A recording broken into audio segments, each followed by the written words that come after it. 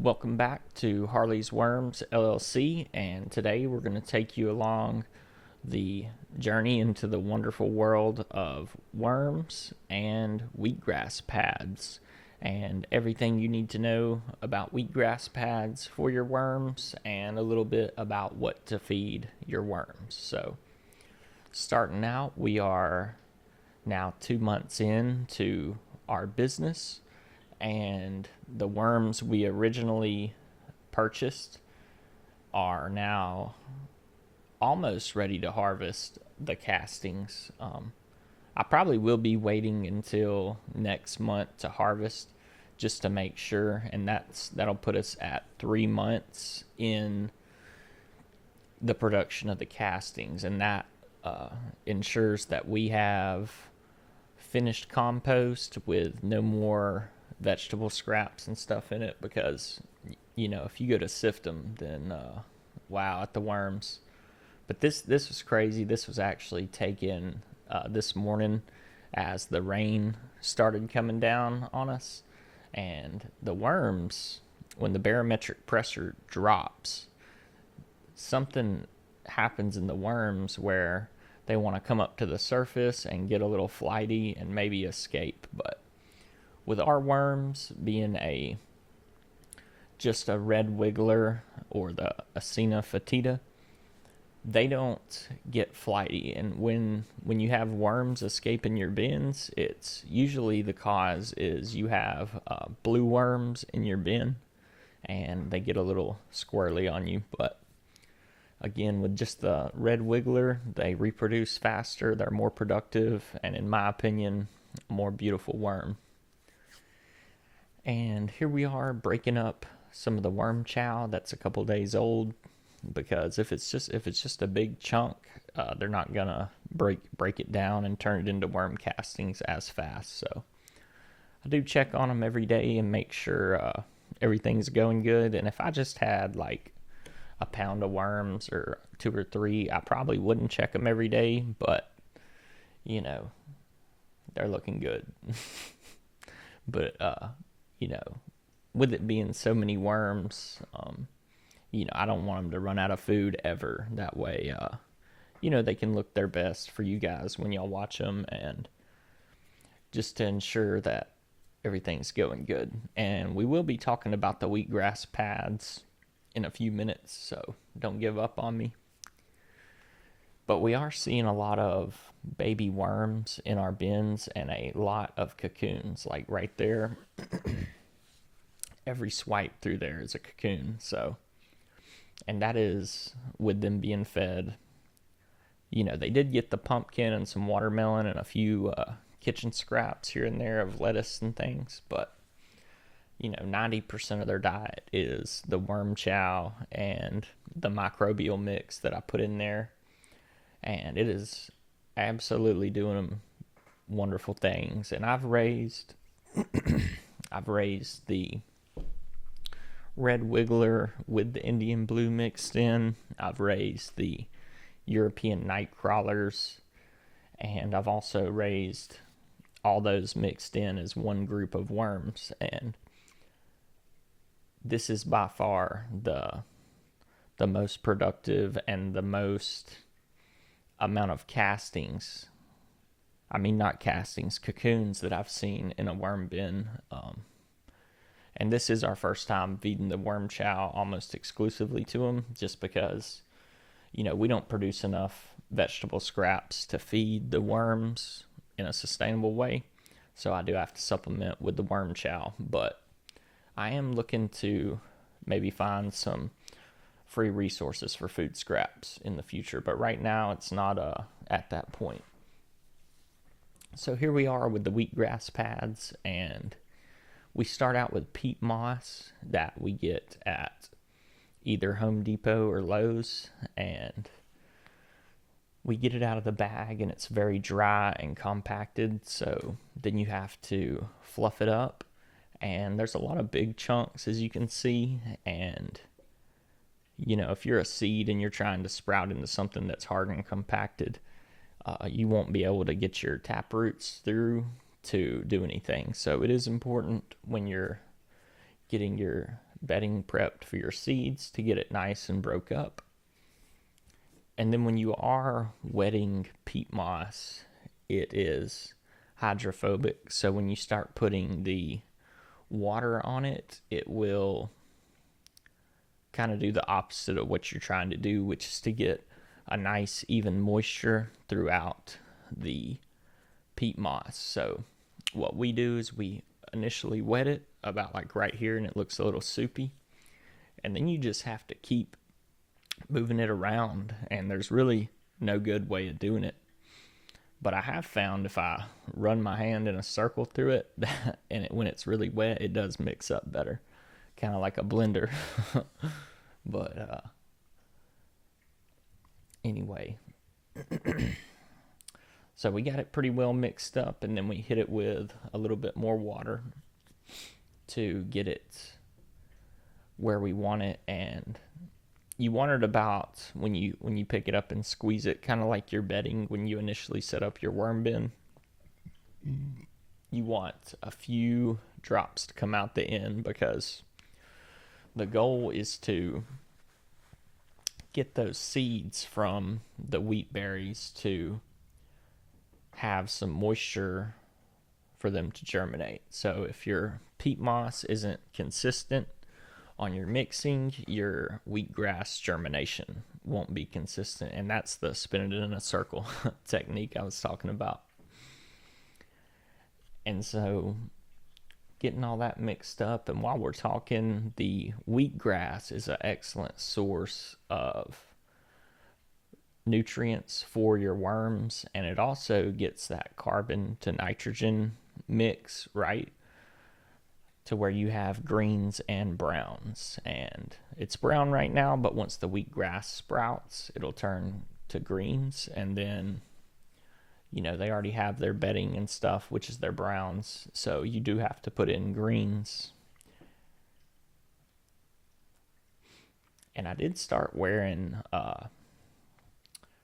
nitrile gloves, and then I had a little bit of reaction to them, so now I'm wearing leather gloves with the nitrile on top of the leather. That way the leather doesn't get wet and ruin the gloves, because the peat moss is very acidic, and I do think that is where you can hurt your cuticles in your hands, where your nail beds go. For me anyway, it kind of eats away at the cuticles of my hands if I do this for a week or so. So we have went to gloves. Always recommend wearing your PPE when handling stuff. And so we now have the wheat berries, and they say on the instructions to pre-soak them, and I tried pre-soaking them, and when I did, I soaked them in a mason jar, not with the wide mouth jar, but the little jar, and they all got stuck in there. So don't, if you do soak them, don't put them in a mason jar. And so we're going to do an experiment here with half regular just peat moss, and then the other half will be our microbial mix. And the microbial mix will be great for initially getting your microbes going in your worm bin, to then accelerate the production of castings, and just to give a better habitat for the worms. And it actually acts as a benefit to the dirt for your plants or your garden or your house plants or anything like that, to boost the nutrition and just the growth factor of your plants with the microbes. And we'll do an experiment on it with, I think I did 2 or 3 wheatgrass pads with the microbial mix, and then like 4 or 5 without. So we'll have a pretty good experiment on it once they sprout. And I will show you guys next week what happens once they sprout, but I did want to go ahead and show you guys how we set them up. And then once you got your peat moss wet, we do go ahead and hit them with a little bit more water, and that is to just ensure that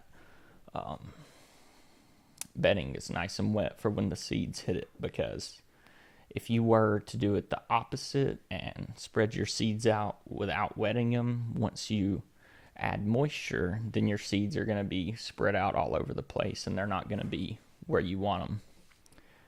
And I did kind of overseed this one. I wasn't paying attention, and in the future probably get like a kitchen scale and weigh out exactly how much wheatgrass goes in each pad, and be a little bit more scientific. But we'll keep in mind that this one was overseeded a little bit. And then I'm just kind of trying to spread them out as we go to make sure we got even distribution of the wheatgrass seeds, because if you just kind of throw them in there, you might get some holes in the wheatgrass pad, and they're not going to look as good, and it's just not as pretty. And then, fun fact for you, the wheatgrass is also pretty much the same thing as catnip, so your cats will eat them as well as your worms. So, and if you want to juice wheatgrass, you can do that, and then it'll help you. But I've never juiced them. I don't know. I've never really juiced anything. Just kind of eat the whole thing and make the best out of it. So here we are. This will be just the regular peat moss with no microbial mix, and we'll see what happens. And the wheatgrass pads don't necessarily need light to germinate, but I found that they do better with a little bit of light.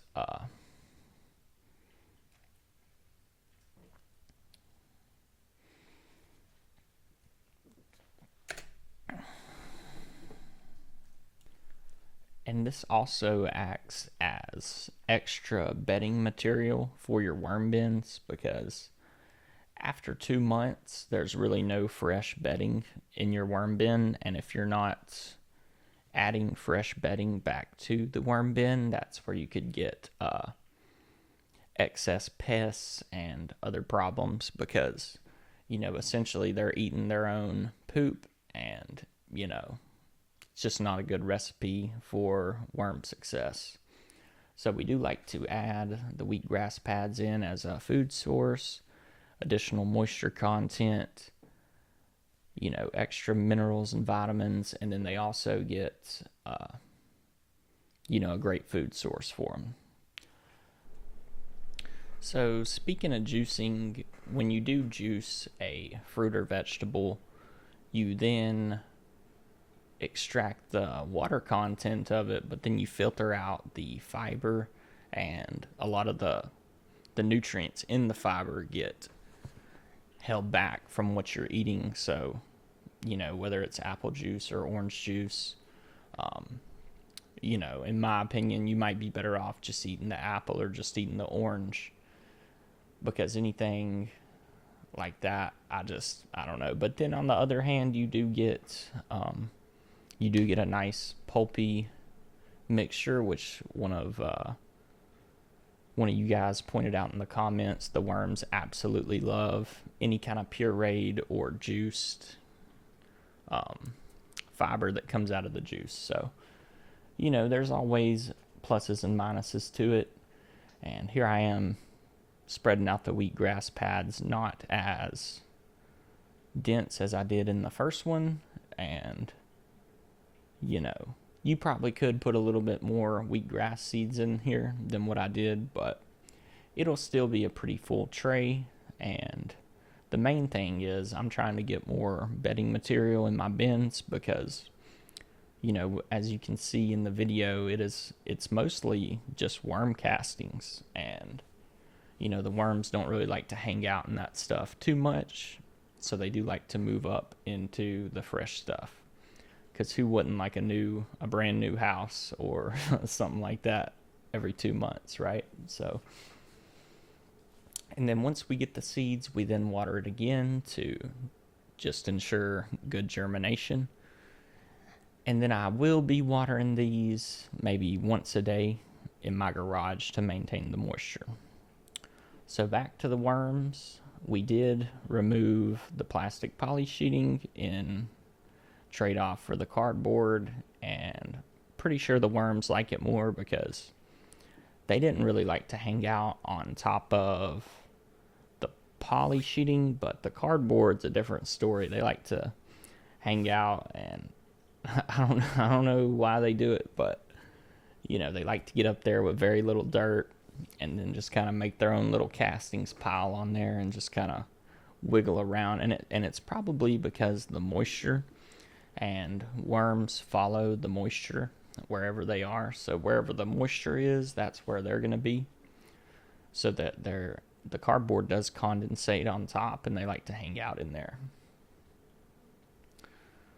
So here I am just kind of checking on to see what's going on with the worms, and I found a adolescent worm, not quite a baby, but halfway in between. And so we're doing good. We're doubling our population, and it's really, really amazing. I mean, I never thought my worm bin would be this pretty, but it's doing big things with the cardboard, and then the cardboard will eventually break down as food for them and give them more browns for their browns to green ratio. And there's a lot of worms reproducing in here, and it's hard to catch them. I guess they're pretty quick with it, but anyway, here's a bunch of just a random scoop out of it, just to give you a example of what's going on. And it's like every time I swipe my hand, it's cocoons and baby worms. But I do have 4 separate bins, so if you're seeing these, when I pull back the Reflectix, it's not the same bin every time. I do have 4 of these large plywood bins. And so here's another one. We're going to pull it up, and like I said, the pumpkin I put in 2 months ago, you can go back and look. One of them's completely gone. And then the video I did, the last video I did, the watermelon I put in there, I can't even find it no more. So they're eating, like once they say they're going to eat something, it'll be gone in like, 8 to 10 days probably. And there's some more baby worms, the little white guys right there. And then if you stay tuned, I have a spot where I pull up like 300 baby worms. So yeah, we got the pumpkin. She's getting very soft, and I can't explain it, but like if I had a pumpkin and I set it outside on my porch or whatever as a decoration, it would last almost until the springtime. But a whole pumpkin in a worm bin, within 2 months, it's almost all disintegrated. And there's the baby worms I told you about, pure baby worms. Never seen anything like that. Unbelievable. So anyway, the pumpkin's sitting there in the worm bin, and I think it's probably has something to do with the microbiology in the worm bins, where all that stuff working together comes up and grabs a hold of the pumpkin, or the pumpkin itself knows that it's in a worm bin, and it's like, all right, I give up. But who knows? Maybe you guys can tell me.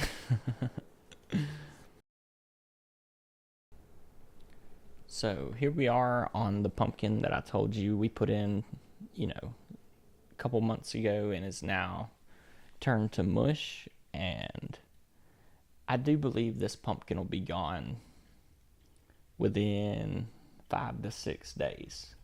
We started with, around 20 pounds of worms. It was actually 24, so I do think we're above 24 now, and probably into the 30s of pounds of worms. But once all those babies hatch, who knows how many we'll have. But they're doing great, and the worm chow is really doing big things, but we did have to overfeed with the worm chow when it went down to 8 degrees on us in the wintertime, which is about as cold as it gets in Alabama that I've ever seen. And I'm 30, so I've lived here my whole life. But anyway, we did feed them about a good ½ inch of worm chow, and all that's pretty much gone. And that's kind of what I was telling you. They get on top of the cardboard and just kind of wiggle around in it. And I think they do like the grooves that it makes. They like wiggling in the grooves. And there is some reproducing going on up there.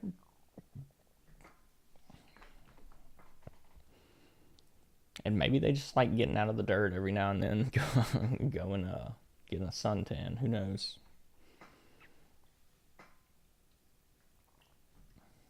Very beautiful worm, though. The Eisenia fetida.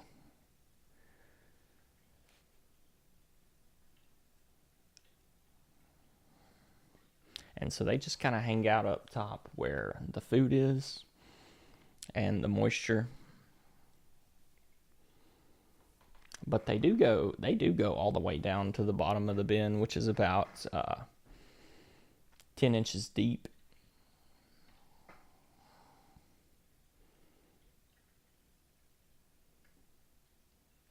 And there's another baby worm right there on my glove.